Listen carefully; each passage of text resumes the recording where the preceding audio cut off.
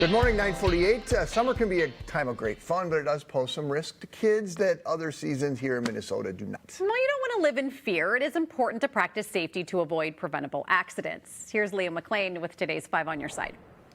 For kids, summer is all about fun, whether it's swimming, biking, or just hanging out with friends.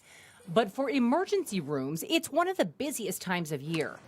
Pediatric emergency room physician and mom of 3, Dr. Daria Long has a simple goal: helping parents keep kids safe and healthy. I had too many moments sitting in the ER taking care of an injured child and just thinking, if I could have just talked to you 2 hours ago, 2 days ago, we could have prevented this.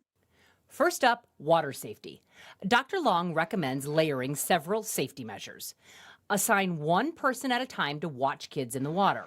Stay off screens. And don't rely on floaties. Kids without strong swimming skills should wear a U.S. Coast Guard approved life jacket. Sadly, nearly 70% of drownings among young children happen during times they're not even swimming. These are the most dangerous moments. Nobody's watching the child. Nobody's watching the pool. They don't expect the child to be in the water.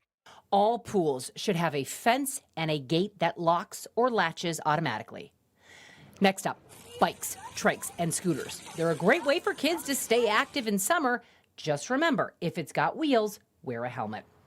Kids grow fast, so make sure to check how it fits before each ride. It should be level on the head and the strap should be snug.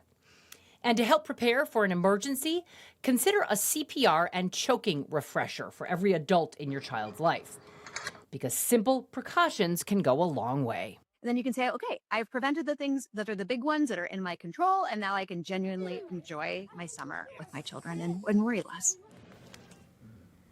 Yeah, it's fun, but there's all kinds of danger. There's no doubt about that. Swimming especially, Yep. right? Yeah, that's one when the kids are little you really think about. I also think about like biking, because that's something that my kids did a lot. The scooters, the trikes, and all of those things. And you know that kids should be wearing helmets, but you still see a lot of kids without them too. So. Absolutely. Okay, so Consumer Reports has a couple other ideas for us on that one. Yeah. One of the things they talk about is having like an area where your kids know it's safe to bike, kind of a designated area, and set that up with them ahead of time and have a conversation about it. I think that's kind of a good idea. Yeah. Also, like you said, make sure they have a helmet on, but you can also put reflectors on bikes and scooters and make sure the brakes work.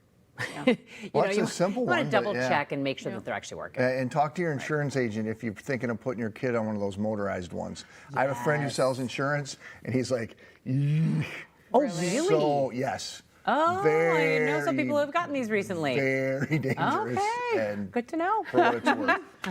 For what it's Leah worth. has the look of a shocked mom right now. We'll talk during the commercial break. Yes, yes. So you also have some things that we should be looking out for in the car. Okay, the car. We talked about this on 5 Eyewitness News midday yesterday a little bit too, the hot car stuff. And it's always a concern.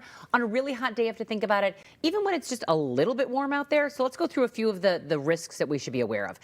Accidentally leaving a child in a hot car. You certainly don't want to do that. You could also find that a child could get inside the car on their own. You don't want that to happen. They get stuck in there. And then back over accidents, okay? So ways that we can help prevent some of these problems. Build up good habits. Make sure you're looking in the back seat. Maybe you want to put your purse or something of your own in the back seat so you're always looking there before you get out. You could also do the reverse with your little kids. Put your child's bag in the front seat right next to you so you remember it's sitting there. Set a reminder on your phone, another idea, because you never want to leave a child unattended in the car, not for a long period of time. And again, a reminder that sometimes kids can actually get into the car on their own. They think it's fun to play in the car. Yep. So you want to make sure that you're locking your car and keeping your keys out of reach. A number of these hot car tragedies happen when a child climbs into the car and gets stuck, and mom and dad might not even know that there's a kid in the car because they just, they went out to the driveway and found themselves in there. Good reminder for pets too. Yes. Very true. Pets in the back Yeah, of the very car. true. It is true, yeah. Oh, go ahead. Well, staying with the car, let's talk about back over accidents, right? We all have so much stuff in the driveway, I think, around summertime. I don't know about you guys, but when I'm backing out of the driveway, I'm trying to make sure I'm not hitting another car, running into some toys. So you want to look for a car that has detection and warning signs. Most cars do these days. Don't rely on the warning system alone, though. Check around your vehicle before you get in and be aware of the environment when you're backing up. And also, again, talk to your kids. Encourage them not to play behind the car. Make sure that they know that one. Good tips, Leah. Thank you. We'll be